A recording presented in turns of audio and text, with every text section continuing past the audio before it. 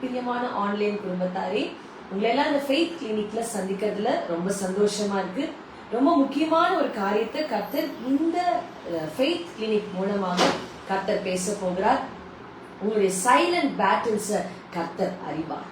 நீங்க தனிமையில பண்ணி கொண்டிருக்கிற ஒவ்வொரு யுத்தங்களை கர்த்தர் பார்த்து கொண்டிருக்கிறார். நீங்க நினைக்கிறீங்க, என்ன பாக்குறதுக்கு யார் இருக்கா, நான் என்ன பண்ணி கொண்டு இருக்கிறேன், என்னுடைய போராட்டத்தை யாருக்கிட்ட சொல்லி நான் அமைதி பெற முடியும் என்று நீங்க இன்றைக்கு குழப்பத்தோடு கூட இணைந்திருக்கிறீங்க. ஆனா கர்த்தர் இன்னைக்கு உங்களுக்கு சொல்லுகிறார், மகளே மகனே, உன்னுடைய தனிப்பட்ட யுத்தத்தை கர்த்தர் அறிந்திருக்கிறார். இந்த யுத்தம் பாருங்க, சில மனிதர்களால வந்திருக்கலாம், இல்ல நீங்க செய்த சில பாவத்து நிமித்தமா வந்திருக்கலாம், இல்ல சில குற்ற உணர்வுகள் உங்களை போட்டு கொன்று கொண்டிருக்கலாம்.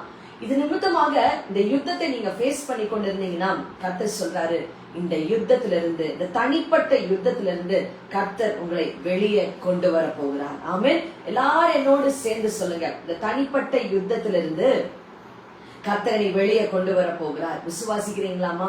விசுவாசிக்கிறீங்களா? விசுவாசிக்கிற ஒவ்வொருவருக்கும் கர்த்தர் சொல்றாரு, இன்றைக்கு இந்த தனிப்பட்ட யுத்தத்திலிருந்து கர்த்தர் வெளியே கொண்டு வர போகிறார். வாசிக்கிற சங்கீதம் 36ஆம் அதிகாரம் 1 வசனம், துன்மார்க்கனுடைய துரோக பேச்சு என் உள்ளத்தில் இருக்கு, அவன் கண்களுக்கு முன் தெய்வ பயம் இல்லை. இந்த மாதிரி துன்மார்க்கனுடைய பேச்சு நிமித்தமாக சில யுத்தத்தை நீங்க ஃபேஸ் பண்ணி கொண்டு இருக்கலாம்.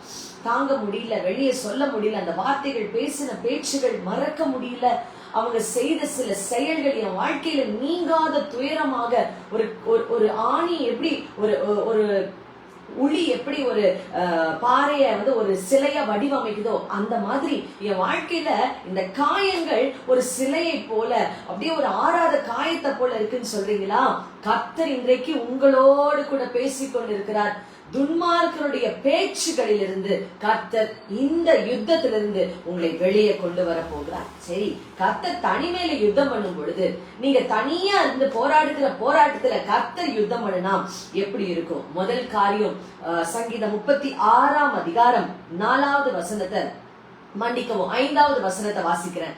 கர்த்தாவே, உமது கிருபை வானங்களில் விளங்குகிறது, உமது சத்தியம் மேக மண்டலங்கள் பரியந்தம் எட்டுகிறது. முதல் காரியம், உங்க தனிப்பட்ட யுத்தத்தை கர்த்தர் யுத்தம் பண்ணி தடுத்து நிறுத்த உபயோகப்படுத்துகிற 2 பட்டயம் என்னன்னா, கிருபையும் சத்தியமும். ஆமென். கிருபையும் சத்தியத்தையும் ஆண்டவர் உங்க மேல ஊற்ற ஆரம்பிச்சுட்டாருன்னா, இறக்க ஆரம்பிச்சுட்டாருன்னா, பிரியமான என் குடும்பத்தாரே, உங்க தனிப்பட்ட காயங்கள் அழிந்து போகும். நீங்க போராடி கொண்டிருக்கிற அந்த போராட்டத்திற்கு ஒரு முடிவு வரும். ஏன் பாருங்க, வேதம் சொல்லுகிறது, யோவான் சுவிசேஷம் 1 அதிகாரம் 14வது வசனத்துல வேதம் சொல்லுகிறது, அவர் கிருபையும் சத்தியமும் நிறைந்தவராய் நம்மிடத்துல வாசம் பண்ணினார். இன்னைக்கு உங்களுக்குள்ளாக கிருபையும் சத்தியமும் முழு உருவமாக இயேசுவே இறங்கி வந்திருக்கிறார். ஏசப்பா ஒரு காரியத்துக்குள்ள வந்துட்டாருன்னா, இயேசு ஒரு இடத்துக்குள்ள வந்துட்டாருன்னா, உங்க சைலண்ட் பேட்டில்ஸுக்கு கர்த்தர் முற்றுப்புள்ளி வைப்பார். உங்களுடைய தனிப்பட்ட யுத்தங்களுக்கு கர்த்தர் முற்றுப்புள்ளி வைப்பார். என் அன்பு சகோதரியே, நீங்க கூட சொல்லலாம், அநேக நாள் இரவுல நான் கர்த்தருடைய பாதத்துல உட்கார்ந்து கண்ணீர் வடிச்சிருக்கிறேன். இந்த யுத்தம், இந்த கண்ணீர் யாருக்குமே தெரியாது, என் குடும்பத்துல கூட யாருக்கும் தெரியாது. ஆனா ஆண்டவருக்கு மாத்திரம் தெரியும் நான் இந்த யுத்தத்துல போய்கொண்டு இருக்கிறேன் என்று. இல்ல ஒருவேளை அன்பு சகோதரனே, உங்களுடைய வேலை ஸ்தலத்துல நீங்க பார்த்து கொண்டிருக்கிற பிரச்சனை உங்க குடும்பத்தார் இடத்துல சொல்ல முடியல, கர்த்தர் இடத்துல மாத்திரம் சொல்லி நீங்க கண்ணீரோட அழுது கொண்டு இருக்கலாம். கர்த்தர் சொல்றாரு, இந்த யுத்தத்திற்கு கிருபையையும் சத்தியத்தையும் அனுப்பி கர்த்தர் முற்றுப்புள்ளி வைக்க போகிறார். ஆமென். கமெண்ட் பண்ணுங்க, கிருபையும் சத்தியமும், கிருபையும் சத்தியமும். ஆமென். இரண்டாவது, உங்களுடைய தனிப்பட்ட யுத்தத்துல கர்த்தர் எப்படி இறங்கி வந்து என்ன செய்ய போகிறாரு? 6வது வசனம் வாசிக்கிறேன். உமது நீதி மகத்தான பர்வதங்கள் போலவும், உமது நியாயங்கள் மகா ஆழமாகவும் இருக்கிறது. கர்த்தாவே, மனுஷரையும் மிருகங்களையும் காப்பாற்றுகிறேன். இரண்டாவது, கர்த்தருடைய நீதி உங்களை காப்பாற்ற போகிறது. ஆமென். கிருபை, சத்தியம், நீதி. கர்த்தர் நீதி எதுக்கு அனுப்புறாருன்னா, உங்களை காப்பாற்ற. யோசித்து பாருங்க, இஸ்ரவேல் ஜனங்க எகிப்திலிருந்து யாவே தேவனேன்னு கூப்பிடல, யெகோவா தேவனேன்னு கூப்பிடல, அவங்க கூக்குரல் இடுகிறாங்க, ஐயோன்னு கத்துறாங்க.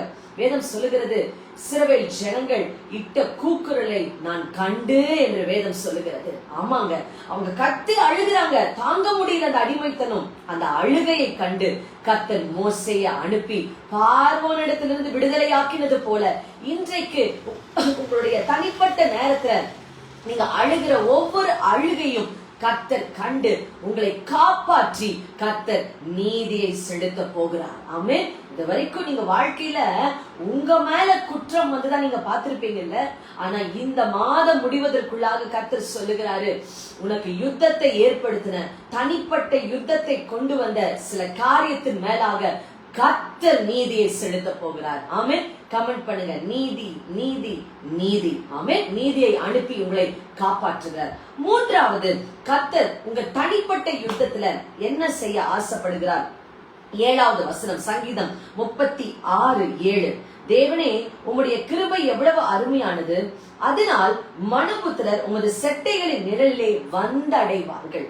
மூன்றாவதாக, நான்காவதாக கர்த்தர் சொல்லுகிறார், உங்களை அவருடைய செட்டைகளின் நிழலில் வைத்து கர்த்தர் பாதுகாக்க போகிறார், உங்களை வழி நடத்த போகிறார். பாருங்க, அவருடைய செட்டையின் நிழல்ல உங்களை என்ன பண்ணுவாரா, வேடனுடைய கண்ணுக்கும் பாலாக்கு கொள்ளை நோய்க்கும் உங்களை தப்பு வைப்பார். ஆமென். அதே சங்கீதம் 91ஆம் அதிகாரத்தில் வேதம் சொல்லுகிறது, சிங்கத்தின் மேலும் விரியன் பாம்பின் மேலும் நீங்க நடப்பீங்க, பால சிங்கத்தையும் வலு சர்ப்பத்தையும் நீங்க மிதிப்பீங்க.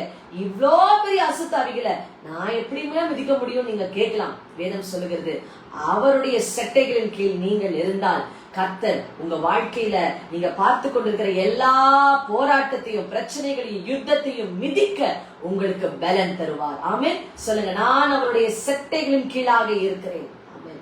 தேவனுடைய செட்டைகளின் கீழாக இருக்கிறதுல ஒரு மிகப்பெரிய ஆசீர்வாதம் என்ன தெரியுமாங்க?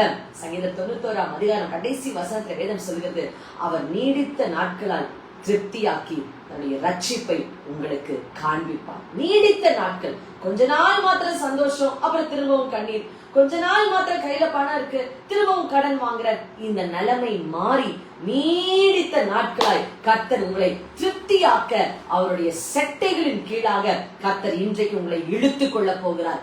எத்தனை பேர் அவருடைய செட்டைகளின் கீழாக நீங்க உள்ள போக போகிறீங்க? இன்னைக்கு கர்த்தரை ஆராதிக்க ஆரம்பிச்சிருங்க. ஐந்தாவதாக, உங்க தனிப்பட்ட யுத்தத்துல கர்த்தர் என்ன செய்ய போகிறார்?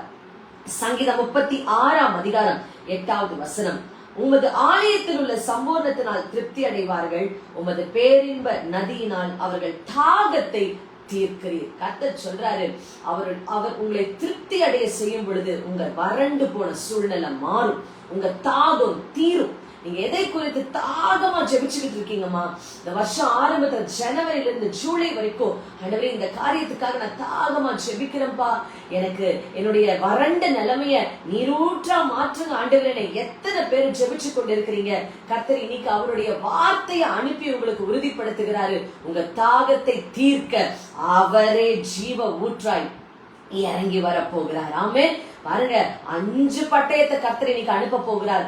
உங்க யுத்தத்துல இருந்து, தனிப்பட்ட யுத்தத்துல இருந்து, உங்க கணவர்கிட்ட சொல்ல முடியல இந்த யுத்தத்தை, பிள்ளைங்க கிட்ட சொல்ல முடியல, நீங்க மட்டும் தனியா அந்த யுத்தத்தை ஃபேஸ் பண்ணி கொண்டு இருக்கிறீங்க என்று கண்ணீரோடு இருக்கிறீங்களா?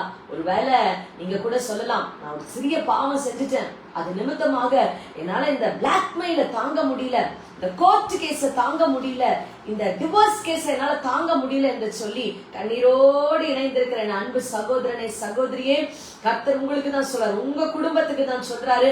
5 பட்டயத்தை கர்த்தர் அனுப்பி உங்களுக்கு விரோதமா எழும்புகிற தனிப்பட்ட யுத்தத்தை கர்த்தர் முறியடிக்க போகிறார். முதலாவது கர்த்தர் அனுப்புகிற யுத்தம் கிருபையும் சத்தியமும்.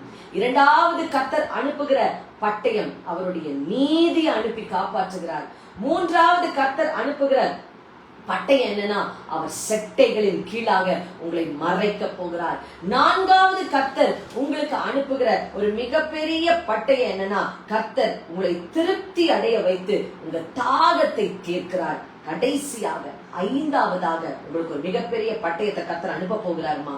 வாசிக்கிறேன் பாருங்க, அதே சங்கீதம் 36ஆம் அதிகாரம் 11வது வசனம், பெருமைக்காரரின் கால் என் மேல் வராமலும் துன்மார்க்கருடைய கை என்னை பறக்கடியாமலும் இருப்பதாக. உங்களுக்கு விரோதமாய் எழும்புகிற கரங்கள், உங்களுக்கு விரோதமாய் போடுகிற கையெழுத்துகள், உங்களுக்கு விரோதமாய் நடக்கிற கால்கள், உங்களை எப்படியாவது குழிக்குள்ள தள்ளணும் என்று முயற்சி பண்ணி நடக்கிற ஒவ்வொரு கால்களையும் கர்த்தர் செயலிழக்க பண்ண போகிறார். இனி உங்களுக்கு விரோதமாய் ஒருவனும் நடந்து போய் காரியங்களை செயல்படுத்த முடியாது. இன்று முதல் கொண்டு இனி உங்களுக்கு விரோதமாய் அவங்க கரங்கள் கையெழுத்து போட முடியாது. உங்களுக்கு விரோதமா அந்த கோர்ட் கேஸ திசை திருப்ப முடியாதுமா. ஏன்னா கர்த்தர் உங்களுடைய தனிப்பட்ட யுத்தத்துல அவர் இறங்கி வர போகிறார். அவரே சில பட்டயங்களை அனுப்ப போகிறார். சோர்ந்து போயிடாதீங்க, பயப்படாதீங்கம்மா. கர்த்தர் சொல்றார், பயப்படாதே, நான் உன்னோடு கூட இருந்து நான் செய்யும் பயங்கரமான காரியத்தை உன் கண் பார்க்க கடவுது. உங்க கண் பார்க்கட்டும் கர்த்தர் செய்ய போற பயங்கரமான காரியத்தை. வேதம் சொல்லுகிறது பாருங்க, 12வது வசனம், அதோ அக்கிரமக்காரர் விழுந்தார்கள், இன்று முதல் கொண்டு உங்க தனிப்பட்ட யுத்தம் மண்ணோட மண்ணாக போகிறது. ஆமென். என்னோடு கூட சேர்ந்து சொல்லுங்க, ஏசப்பா தனிப்பட்ட யுத்தத்திலிருந்து என்னை மீட்டெடுத்துக் கொள்ளுங்க ஏசப்பா. அக்கிரமக்காரர் தனிப்பட்ட யுத்தத்தை கர்த்தர் மண்ணோடு மண்ணாக்க போகிறாரு. எழுந்திருக்க விடாமல் கர்த்தர் மண்ணோடு மண்ணாக்க போகிறார். இனி உங்க வாழ்க்கையில தனிப்பட்ட யுத்தத்தை பார்க்க மாட்டீங்க. கர்த்தர் உங்களுக்காக யுத்தம் பண்ணினால் இந்த 5 பட்டயத்தை கர்த்தர் அனுப்புவார். ஆமென். சொந்து போயிடாதீங்க. நீங்க வேதனையோடு இணைந்திருக்கலாம். என் குடும்பம் 2ஆ உடைஞ்சிருச்சு, 2ஆ பிரிஞ்சிருச்சு, நான் யாரை தேடி போவேன், எங்க போய் பேசுவேன், யார்கிட்ட போய் நான் என்னை நிரூபித்து காண்பிப்பேன் என்று கண்ணீரோடு இணைந்திருக்கிற அன்பு சகோதரியை கர்த்தர் சொல்லுகிறார், இன்னைக்கு உங்களுக்காக இந்த 5 பட்டயங்களை அனுப்பி உங்களுக்காக கர்த்தரே யுத்தம் பண்ண போகிறார். இது இந்த மாதம் முடிவதற்குள்ள உங்களுக்காக கர்த்தர் செய்ய போகிறார். ஆமென். கண்களை மூடி செபிப்போமா. ஆண்டவரே, இன்னைக்கு என்னோடு கூட இந்த லைவ்ல இணைந்திருக்கிற ஃபெய்த் கிளினிக்ல இணைந்திருக்கிற ஒவ்வொருவருக்காய் செபிக்கிறேன் ஏசப்பா. ஆண்டவரே, தனிப்பட்ட யுத்தம், துன்மார்க்கர் நிமித்தமாக, பிசாசு நிமித்தமாக, பாவ செயல்களின் நிமித்தமாக, குற்ற உணர்வு நிமித்தமாக வந்திருக்கிற எல்லா தனிப்பட்ட யுத்தங்களை, சைலண்ட் பேட்டில்ஸ் இனி எழும்பாதபடிக்கு தேவனே நீர் மண்ணோடு மண்ணாக்குங்கப்பா. ஒவ்வொரு காரியத்தையும் அனுப்புங்க, கிருபையை அனுப்புங்க, சத்தியத்தை அனுப்புங்க, நீதியை அனுப்புங்க, உங்களுடைய செட்டை நிழலில் தங்குகிற அந்த ஒரு எக்ஸ்பீரியன்ஸ அனுப்புங்க. இயேசுவின் நாமத்தினால தாகத்தை தீர்க்கிற அபிஷேகத்தை அனுப்புங்க. ஆண்டவரே, விரோதமாய் எழும்புகிற கைகளும் கால்களும் செயலிழந்து போகும்படியாக தேவனே நீங்க உங்க பிள்ளைகளை அபிஷேகம் பண்ணுங்கப்பா. இந்த நாள் முதல் கொண்டு இனி தனிப்பட்ட யுத்தம் இருக்கக்கூடாதுப்பா. இனி ஒவ்வொரு நாளும் சந்தோஷத்தினால உங்களுடைய பிள்ளைகள் நிரம்பி இருக்க கர்த்தர் கிருபை பாராட்டுங்க. தேவனே, நீங்க சொன்னபடியே செய்ததுக்காய் நன்றி செலுத்துகிறோம். இயேசுவின் நாமத்தில் பிதாவே, ஆமென், ஆமென், ஆமென். அன்பு குடும்பத்தாரே, நீங்க கர்த்தர் உங்களோடு கூட பேசி இருக்கிறார். உங்க தனிப்பட்ட யுத்தத்தை கர்த்தர் ஓய பண்ணுகிறார், ஈட்டிய முறிக்கிறார், வில்ல ஒடிக்கிறாரு. இனி திரும்ப எழும்பாதபடிக்கு, இனி இந்த குற்ற உணர்வும், இந்த பாவ செயல்களும், இனி மனம் திரும்பாத காரியங்களும், துரோக பேச்சுகளும் திரும்பி எழும்பாதபடிக்கு கர்த்தர் இந்த 5 பட்டயத்தை அனுப்பி யுத்தம் செய்ய போகிறார். ஆமென். Thank you so much for joining. இந்த லிங்க் உங்க ஃப்ரெண்ட்ஸ், உங்க ஃபேமிலிஸ்க்கு ஷேர் பண்ணுங்க. கர்த்தர் உங்களோடு கூட தீர்க்க தரிசனமாய் பேசிக் கொண்டிருக்கிறார். உங்களுக்காக தனிப்பட்ட விதத்துல கர்த்தர் யுத்தம் பண்ண போகிறார். ஆமென். Thank you so much for joining.